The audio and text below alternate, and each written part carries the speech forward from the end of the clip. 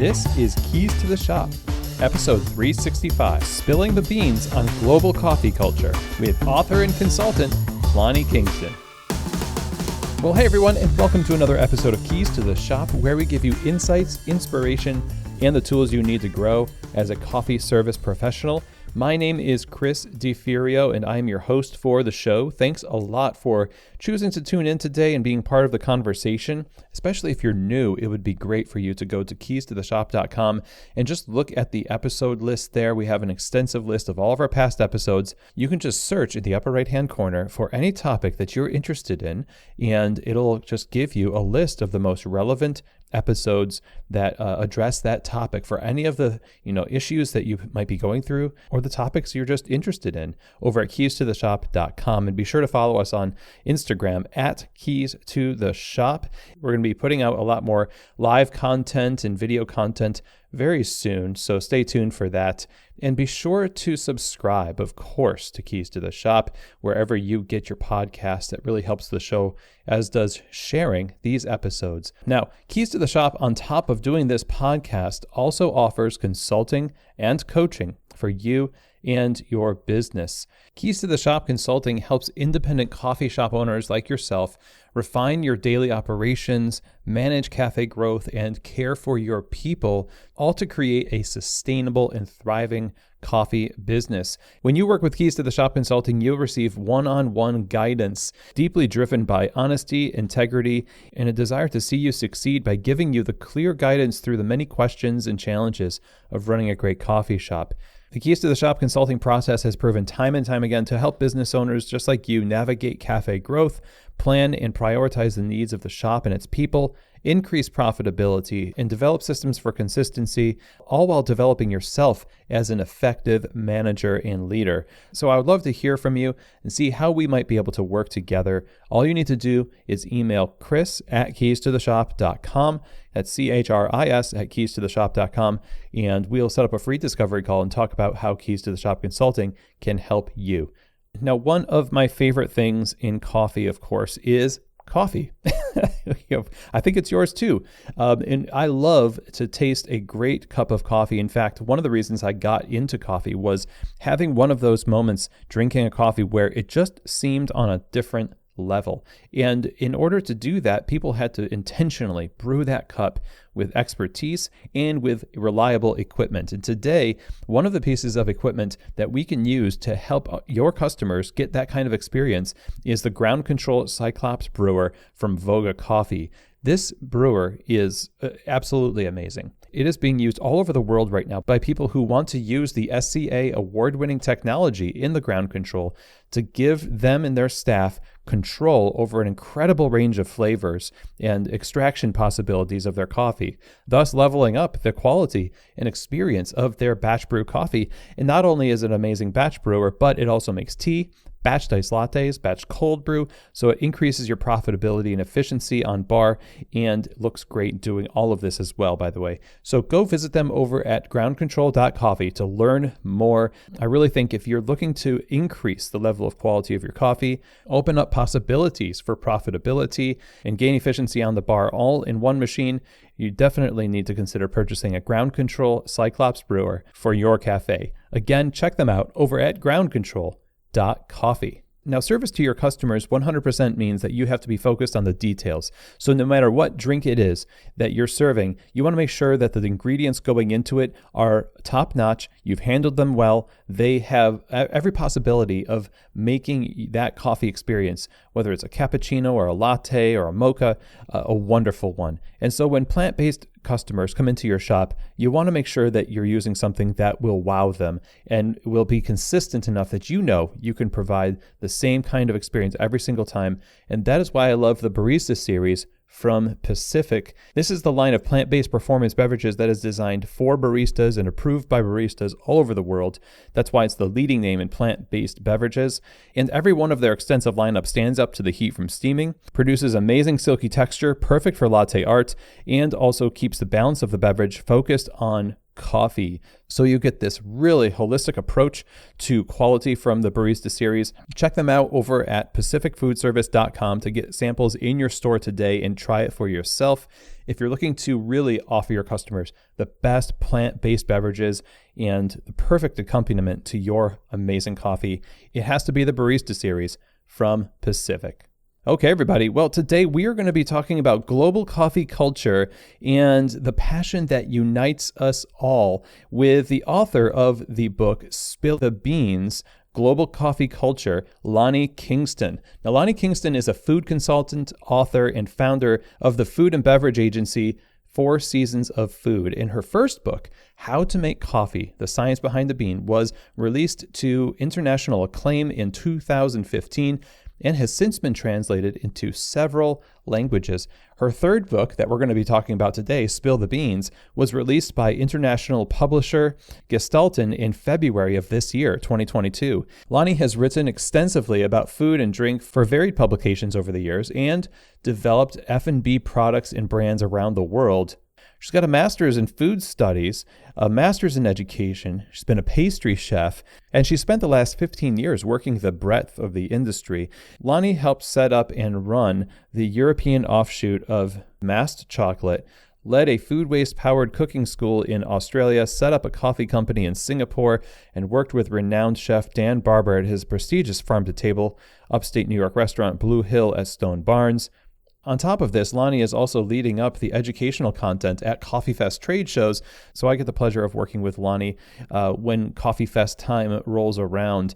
And it was really amazing to be able to talk with her today about this book, Spill the Beans, because here on the show, of course, we love to be able to showcase coffee culture from around the world, and that's what this book is all about. It allows us to see traditional ways of making coffee all over the world, and in so doing, opens up our eyes to how coffee can be enjoyed. And that's so important that we have a wide view of how coffee can be enjoyed by lots of different cultures. So we break out of where we are right now and the kind of legalistic ways that we think about coffee and embrace different cultures, different ways. It enriches the way we operate as professionals. And I know that's one of the goals that Lani had in writing this book. And that's what we're going to be talking with her about today. The goals of writing this book, her experiences up till this point that have informed the content, just some of her favorite recipes and things that she's come across in the writing of this book, and much more. So I think you're really going to get a lot out of this. It's a very fun conversation. Lani is an amazing person, and let's get right to it. Here now is my conversation about global coffee culture with Lani Kingston. Well, Lani, welcome to Keys to the Shop. Really happy to be having this conversation today. How are you? I'm doing well, thanks, Chris. I'm super excited to be here. I've been following your podcast for a while, and of course seeing you at the Coffee Fest event. So I'm super excited to be on it. Yeah, exactly. You've been with Coffee Fest now has it been a year? It's been just under a year. It feels like it's been a year because I've already planned out all of the events, but we haven't actually done them yet. So it's just been about 6-7 months. Yeah, and it's been a pleasure to work with you at Coffee Fest, and your experience in the industry and working through information and curating educational content is definitely makes this like a perfect role for you on top of your already existing consulting. And I really just am excited to learn more about your career and what you've accomplished in the coffee industry. So, of course, I suppose we better start at the beginning and talk about what the catalyst was for you to pursue not coffee, because coffee wasn't the first thing necessarily that you were professionally involved in writing about, but it was food and food writing. What was the spark that pushed you in that direction? So funnily enough, I started in film and television, and I was working in documentary, and I was placed on this documentary detailing the contributions immigrants had to Australians' culture across the board, so sports, arts, education.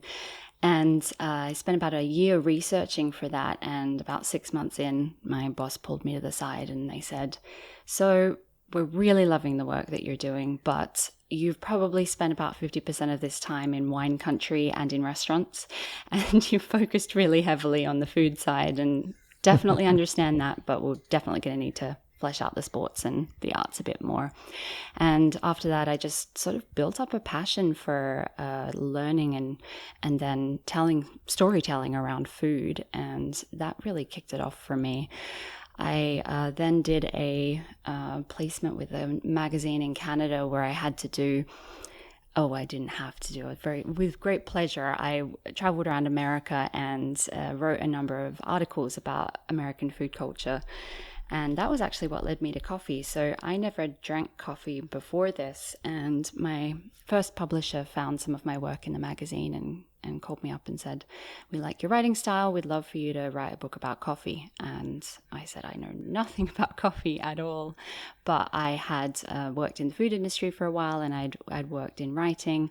So I felt like it was something I could research and understand. And little did I know that was going to kick off a big career in coffee. And 15 years later, here we are. Oh, wow. So that's the book on making coffee. That was your first book. That was the first one, yeah. So How to Make Coffee was very much designed as a beginner's guide to understanding everything about coffee, from the science to brewing techniques, a little bit of the history and the culture. And I'm really getting to sink my teeth in a topic like that just got me hooked for life. Also, caffeine has the tendency to do that. Sure. I like the unintentional pun of sinking your teeth into coffee as a food writer. But the passion for discovering, and writing about food, and I guess your editor or your boss was saying you're spending so much time in these restaurants and with food. Was that sort of the epiphany that you just were like, yeah, I guess I am really attracted to that? And once you did have that kind of epiphany, what did you attribute that to? What about the cultures and expressions of food, and I guess now coffee, is something that fascinates? Well, yeah, it was definitely all of the delicious food that I ate, and we got to work quite closely with the de Bordelais wine family, who are a big winemaker in Australia. So we got to go to their family sausage making days and go to harvest and just really see the passion and creativity that I think food producers bring into their work. Obviously, a lot of people in different industries do that as well, but there was something really wholesome about the way that it happens in the food industry that just really enticed me. My family are Greek origin, and we grew up in Australia, and my mom was always cooking lots of delicious things. And we're Greek from way back, but my mum would explore the old family tree, and then she would cook moussaka and all sorts of othering dishes. So I always had an interest in eating and discovering new recipes and dishes, and I think that really interested me when I started working in food as well, that ability to explore so many different cultures and understand, I think, more about people from what they eat and how they consume things. So I think that was definitely the leading enticement into the food industry for me. And when I started out writing, I didn't really know anything about food, so I felt like I needed to go and get a qualification so that I could talk more knowledgeably about food. So I went and trained as a pastry chef. I worked as a pastry chef for a while, developing food menus, and continued working sort of parallel in the food industry alongside coffee. How did the experience of being a pastry chef and putting your hand to the work that you were writing about change the way you wrote? For me, initially, I was very much hesitant to write about other people's craft specifically without that knowledge myself. And I think that's really, the old vanguard of restaurant critics. They have that. They don't necessarily have culinary experience, but they have eating experience. And I think that's definitely changed with the introduction of the blogger and other sorts of, food writers. Chefs are easier able to get published, and people want to hear more from the people who create the foods now, I think. And so for me, I felt like it was an opportunity to really explore and understand what it was that I was creating and then using my writing skills to communicate that efficiently and effectively to people who might not necessarily have the same experience cooking food. So I saw that as, something that I really wanted to focus on. So I love learning everything there is to know about a topic and then making it more easily digestible for people. I think that was definitely the focus of How to Make Coffee, my first book as well. Okay, so then when you're writing about these things, you could research, and you chose to not only research but immerse yourself within an industry to learn about it. And when you're effectively communicating to people, I view that as bringing about some kind of an understanding that they previously didn't have. Whereas, if I'm on Jeopardy, I could give you a bunch of answers about trivia related to various subjects. It doesn't necessarily mean I have understanding.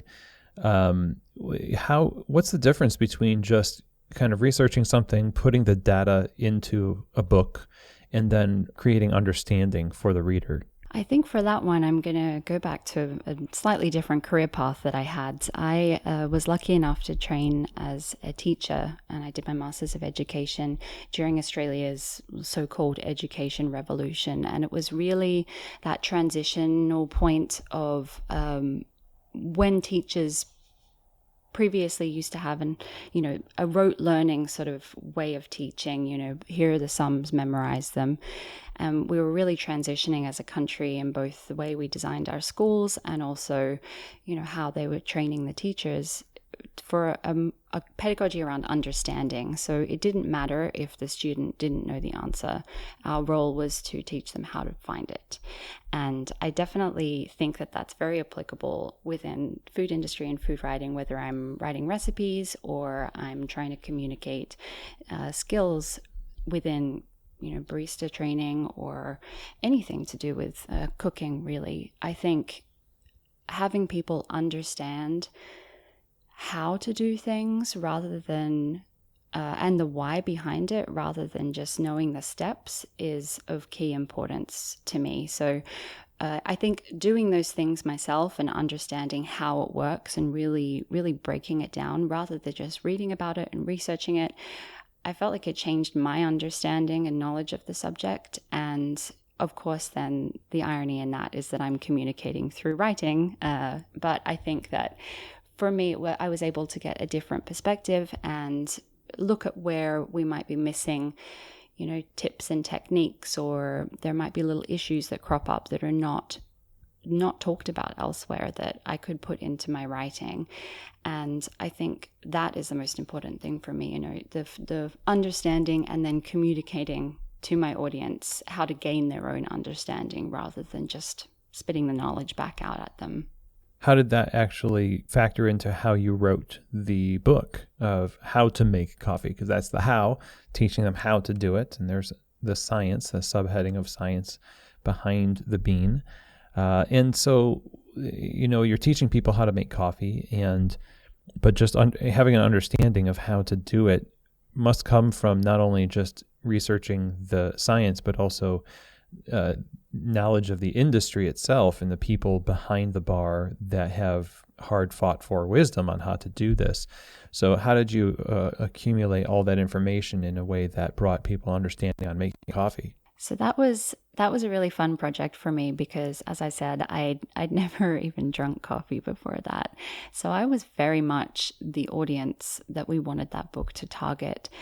And I took a job as a barista, and the way they gave me the job with no experience was I also worked for them as a pastry chef in the morning. So it was a little deli in London, and I would work as a pastry chef and then go upstairs and they would train me on the machine. And then I worked as a barista for a year.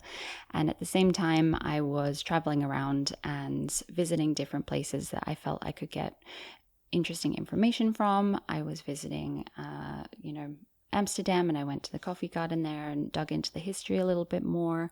I was going to the big players, the Starbucks Reserve, and then I was also, working with some of the smaller roasters. And I had a lot of people around the world who were so interested in communicating their knowledge and understanding of coffee to me and helping me to understand the topic, that I feel like that book is an aggregate collection of a number of people's knowledge, not just my own. So, I have tips and tricks from Matthew Perger and how he likes to brew espresso, and then, also tips from some other leading coffee people who contributed their knowledge to the book.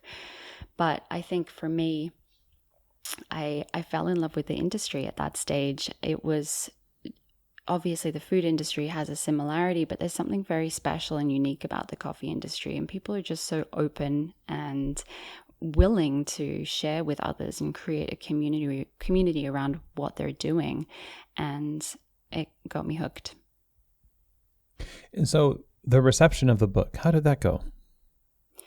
So that went very unexpectedly well. I thought, I hope people are going to like it. I hope people are not going to pick too many holes in it and find out where I missed points. And I think that's always the concern when you release something, that you've done it wrong and, it's just going to receive a lot of negative acclaim. But in the past, how many years has it been now? It's probably been about 8 or 9 years since I wrote that, and it's sold over 250,000 copies. Wow. I think it's now in 11 languages. I still get messages every day from people all around the world who have discovered the book, and they've never really gotten into coffee before, and it sort of helped them inspire a passion for it. I went and visited a roastery in Guatemala where they had started it because of my book. It's so exciting to just hear these stories back of how, this project that I worked on so long ago is still inspiring people. So that makes me really happy. My main goal is to help other people out, which is prevalent across all of my work through my agency and through Coffee Fest. I'm all about education and helping people achieve their dreams. So I'm thrilled that it's still out there and still making its way around. And I think the latest edition just came out last year, so it's still out there and still doing good things. That's amazing to think about how the information reverberates and is, just short of eternal, really. When it's out there, it's out there. And the information is, like you say, it's changing people's lives. And while, it's thrilling, but it seems also terrifying to know that things that you do, especially after writing a book like that, choosing to write more, now just how fertile the ground is for information to spread, especially in the coffee industry. And so you have this new book that's come out on spilling the beans, and this is global culture of coffee, which I thought, as I'm looking at the two books, is really interesting. That one is very much a window into the technical aspects of making coffee and successfully understanding it and enjoying it, that kind of thing. So it's I don't want to say narrow, but it has a lot of utility to it.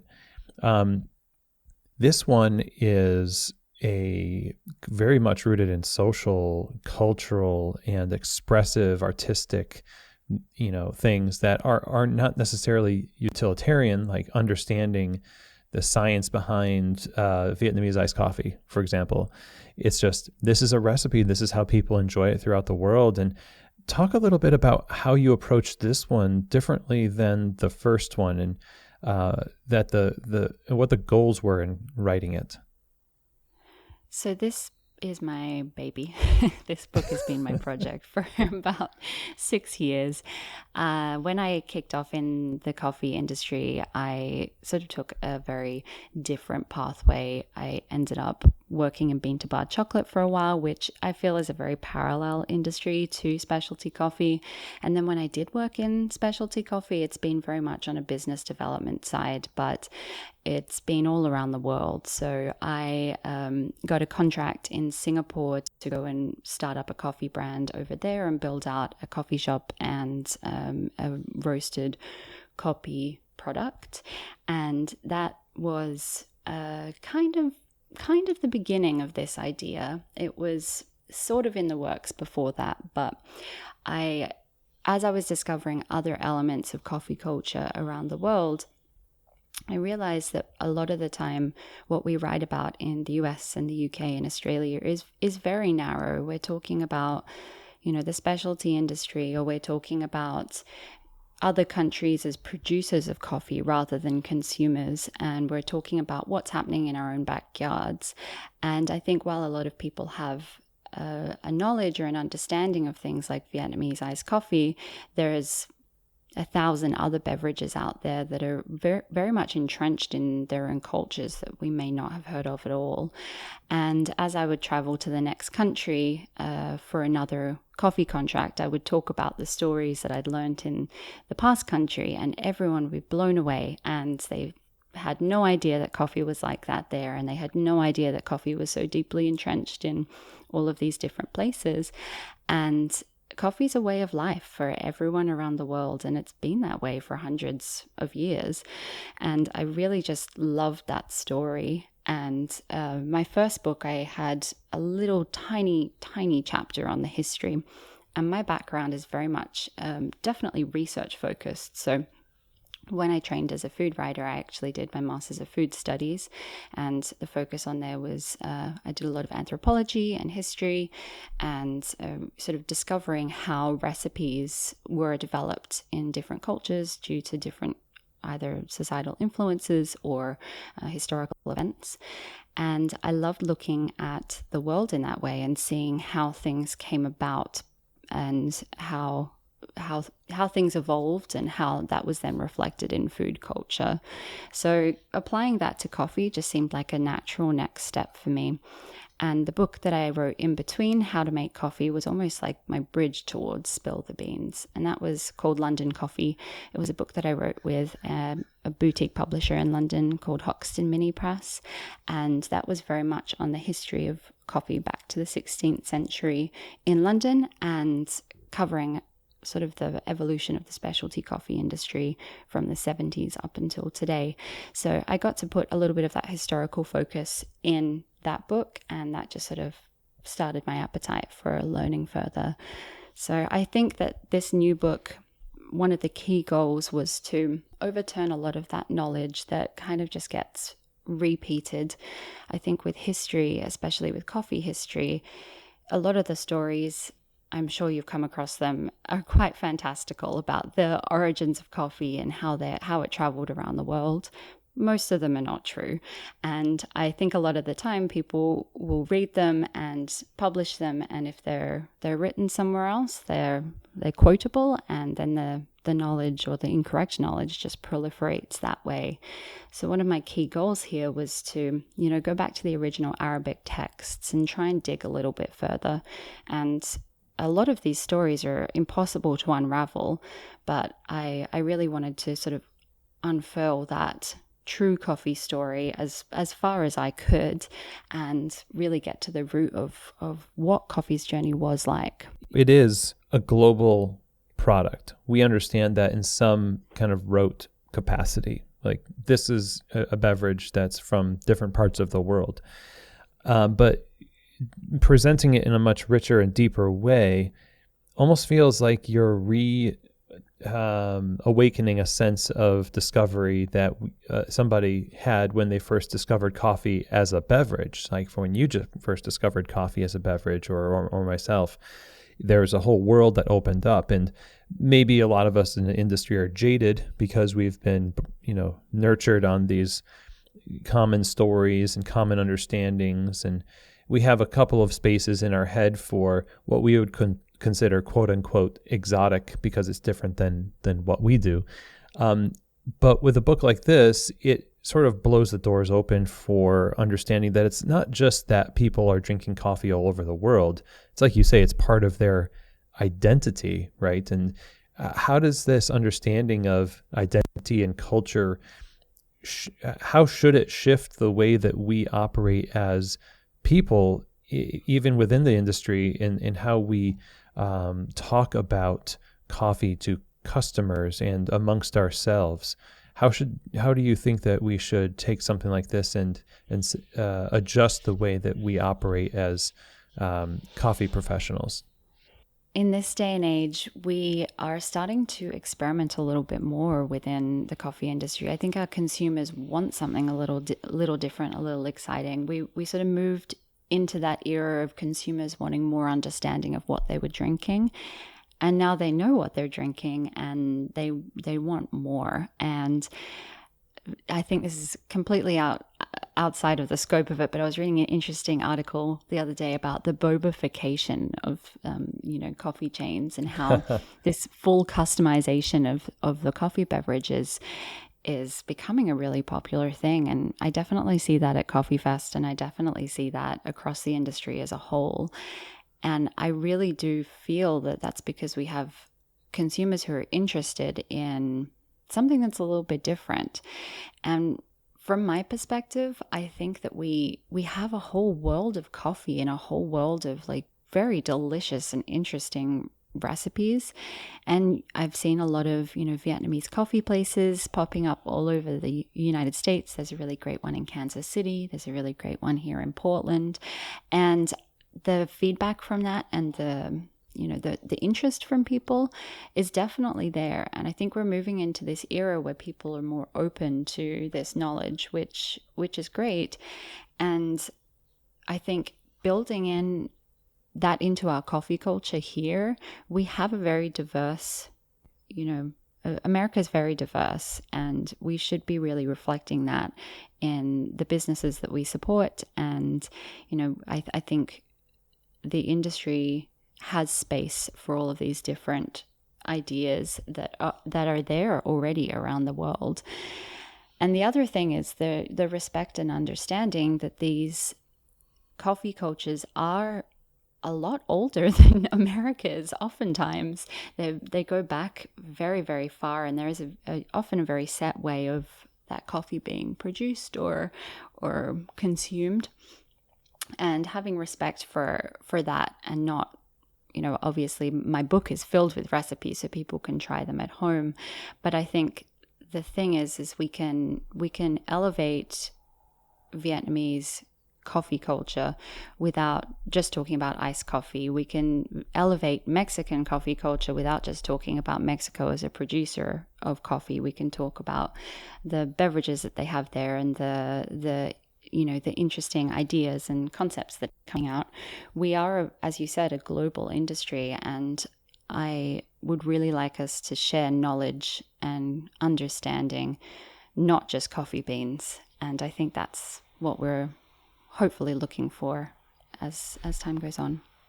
Yeah, we are definitely focused on, I would say especially here, for instance, in the U.S., and places that have had a lot of development of competitive cultures in coffee competitions like latte art or United States Barista Championships and other when you look at places like Australia, UK, and Europe and America, there's this tendency to have a very strong opinion about the way coffee should be. Mm-hmm. And what's right and what's not right. What's very precise. We have a lot of resources to make a lot of precise decisions about coffee. And so it seems like we leave the metric of culture and appreciation and that respect for those things outside of the cupping lab and outside of our recipes and understanding of coffee, because it can't be quantified. I wonder if you find that to be true, and how you think an appreciation and respect for and deep knowledge of global coffee expressions can make its way into our the way we understand coffee and balance some of the way that we think of it, and not just as a scientific product, but as like we're talking about, a cultural one. Very much so. We do definitely have a culture of this is the way things should be done, especially in the specialty coffee industry. And I know that in London, back when I was working there and training and understanding and learning about the coffee industry, there was a very set way of doing things. And we were almost living in an echo chamber, really. It was 18 grams in, 36 grams out. And this was exactly how we did things. And no matter where you went, everyone seemed to have a very similar way of creating. And we had a little bit of influence coming in from the Nordics and a little bit coming in across Europe, but we generally just had, this is coffee and this is what coffee should be. And I know that that's changed quite a lot since I first started out in coffee, but I do think that we have a lot further to go in that understanding. But it is tricky because coffee is one of those things that is very designated by your personal preference. I'll put milk in my coffee and someone else will add sugar, and it's that other person's coffee might not taste as good to me, and that makes total sense. It should be a beverage of personal preference and personal design. But that being said, there are different things that other cultures look for within their coffee to dictate quality. For example, in the Arabian Peninsula, especially around Saudi Arabia, there's a very, very lightly roasted coffee, which is almost like a tea. And when you drink it, it tastes nothing like what we expect coffee to taste like here, because the roast level is so light. And you can definitely taste those sort of grassy flavors and things that might be considered as negative in American or British coffee culture are seen as positives in others. And I do think there is definitely space for us to gain more of an understanding and bring that into our own coffee cultures and appreciate different facets of coffee. I think that's probably a good next step for us to look at and sort of expose ourselves to different things. And I think that's the big thing. We've been drinking the same sort of coffee, or with slight differences, for quite a while, and we don't necessarily spread out of our comfort zone very easily. So exposing people to different types of coffee, or people traveling and digging into coffee culture around the world, I think is one of the key ways in which we can sort of change our thinking and our thoughts around what coffee should be and what coffee should taste like, because I don't think that there is a set way. I don't think that we should ever see coffee in that way, because it's so diverse and there's so many different things that we can do with it. Yeah, and it's that developing a respect for and an appreciation, understanding for those things doesn't necessarily mean that you need to start roasting your coffee like super light just because you were exposed to that. Because there might, culturally speaking, there's an expression of coffee that each, community has chosen to be their own kind of monolith of, this is the way we do coffee here. That's why it's in the book. That's why it's a tradition. Mm-hmm. But, having that exposure to a multitude of different ways of doing it definitely feels like it fosters a lot of good, charitable assumption toward those who we want to, and we say we want to extend the, this, we want to think of people outside of our communities as just as professionally and culinarily capable as us. And sometimes we have to fight against our own bias to make that happen. And, exposing yourself to all these facets kind of balances that or counterbalances that default, right? What is looking at all the recipes in the book, because you could be quite busy making all of these coffees, and it's very exciting. What are some of your favorite recipes from this book?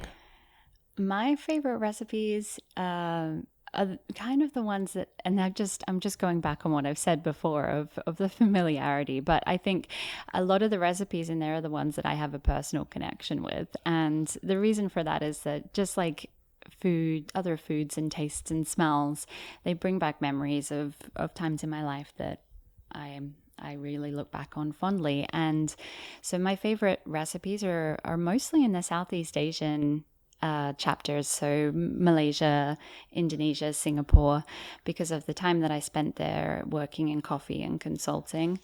And a lot of those recipes I went and I learned how to make in person, and people trained me how to make them, or I would pick them up at my local coffee shop in the morning before I went to work.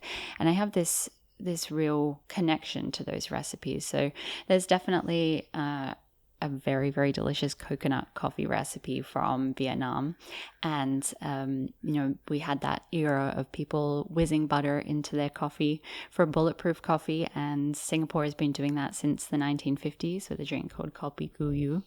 And that's a traditional Singaporean kopi with just a lump of butter on top. And it's really delicious. It really is.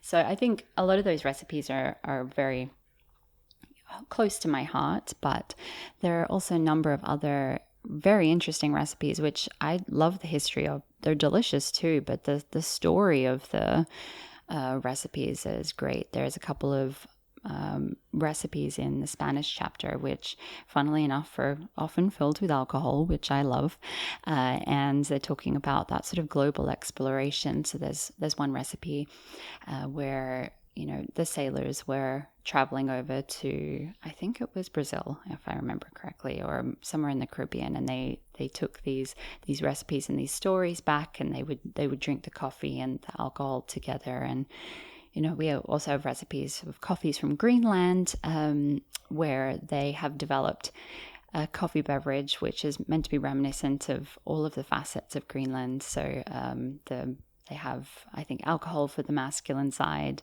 and then there was whipped cream to represent the snow, and then they set it on fire to represent the northern lights. So there's a lot of really interesting recipes and stories that I've discovered, and people seem so in love with and connected to their own coffee beverages, which just made me super excited and passionate about all of them. So it is very hard to pick favorites. So I definitely have to say the ones in the Asian chapters that I have a personal connection to. When people read this as it's been out, what kind of feedback have you received from readers? I think the one thing that I was a little concerned about when I first wrote this book is that I'm telling stories, and I'm telling cultural stories that are not my own. And I wanted to be very respectful of the cultures and the people that I was writing about. And also, a lot of the time, the coffee histories of these countries are not positive, and there's a lot of negative events and really, devastating consequences for people, especially around colonialism and the slave trade. And so it was a very difficult topic to write about in this way, as I was covering so many different stories. So one of the big things that I tried to do was bring on a cultural expert or two for each of the chapters who is from the countries or the cultures that I'm writing about. And then they sort of helped me review and research and ensure that everything that I was publishing was as close to correct as possible. And I think for me, one of the big things that I've had is, I've had Vietnamese, coffee or cafe owners come up to me and say, thank you for, presenting our story. We're so happy that this is in there, and this sort of story is getting out to the greater audience in the US. And it's just generally been a lot of positivity and a lot of appreciation. And I know I've definitely made mistakes in there. There's every book is rife with them. That's just how it is. You research one thing, or someone will give you some information that might not be exactly how another person thinks of it.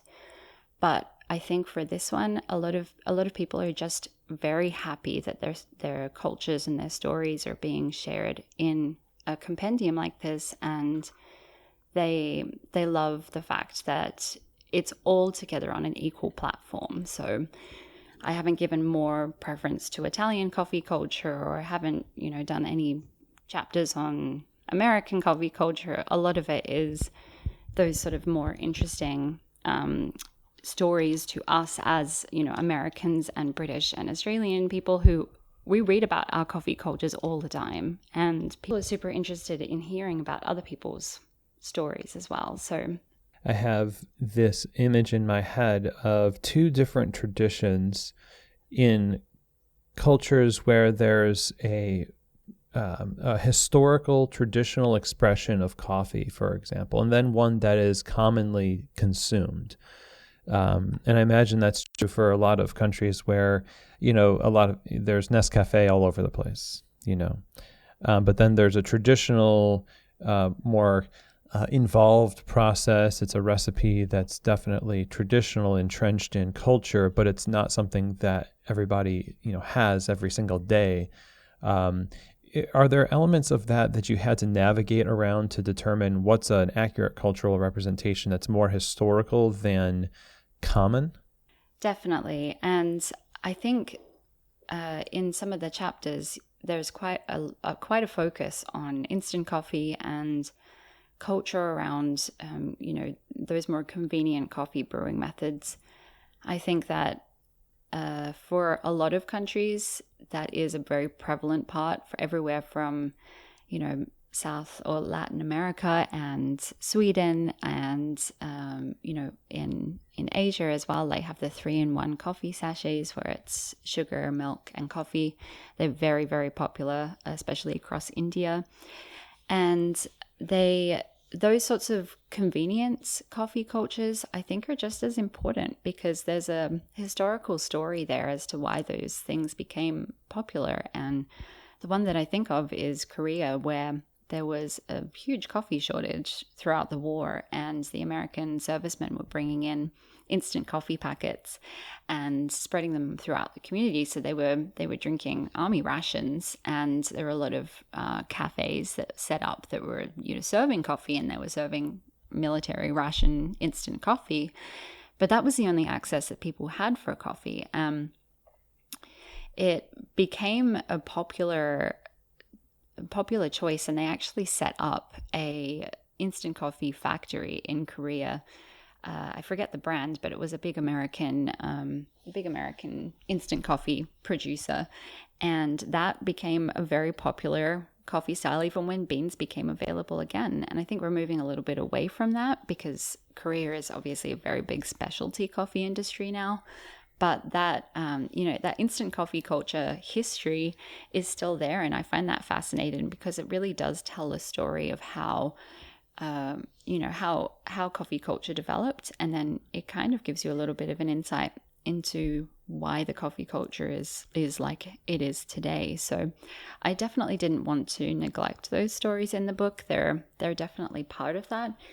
But I do think that there are a lot of chapters where people will look at some of the recipes and go, well, that's how my grandma used to make coffee, but I make an espresso these days. So there is a little bit of that, but it is in its, essence, it is a book on coffee culture and history. So hopefully it'll re-inspire some people to make some of these older recipes as well. And, I don't necessarily see that there's anything wrong with those instant coffee cultures or the more convenient ones. I think they're a good part of it.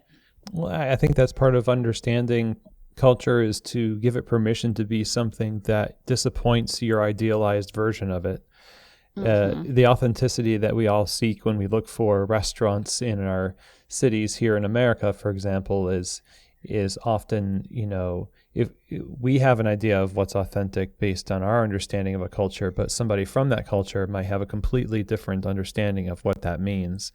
And in some weird way, maybe it's an imperialistic way, we don't give people permission to evolve past our understanding of their culture. Yes, very much so. And, the first thing that comes to mind when I think of that is, Indian food in the UK. And a lot of the dishes that we know in London were invented in the UK. They were Indian chefs who had brought their cooking styles, but they looked at local ingredients and local tastes, and they developed dishes that were relevant to British food culture. And people sometimes look at those and go, well, that's not authentic Indian food. But my argument is it is. It's Indian chefs who've brought their ingredients and cooking styles, and they've adapted their recipes just like they adapt their recipes back at home. It doesn't make it any less authentic or legitimate. And I think, tomatoes are a big thing in Italian food culture, but they didn't come from Italy. So it's there's we're a whole melting pot of influences way back in time, and through to today, things are going to continue to develop and blend together. And that really excites me, that food culture does not stay static. It changes. And I think we have an opportunity now to have a true understanding of what's going on elsewhere in the world, and an appreciation and respect for how other people are consuming coffee. And I think that's going to create new opportunities and experiences for us in coffee in America as well. Well said. Yeah. And, my final question to you here after all of this, and this is just a rabbit hole that we could keep going down in terms of, cultural expressions and coffee. There's so much available to us, thankfully. In this industry, like you mentioned in the beginning, we're very open and we're very excited to share with each other. And I love that about coffee. As you've been exploring and writing, and as now this is your profession, you started just not drinking coffee, and now you're just can't stop writing about it. And, you help people change the way that they perceive coffee. But I imagine in the writing process, there's a lot of inner change and personal change that happens over the years. I'm interested in how you have changed in this process of immersing yourself in coffee and food and culture and writing about it. I think we are a sum of all of our experiences, right? And I do feel like all of the different people that I've met and have been open and willing to share with me have all left a little imprint on my soul.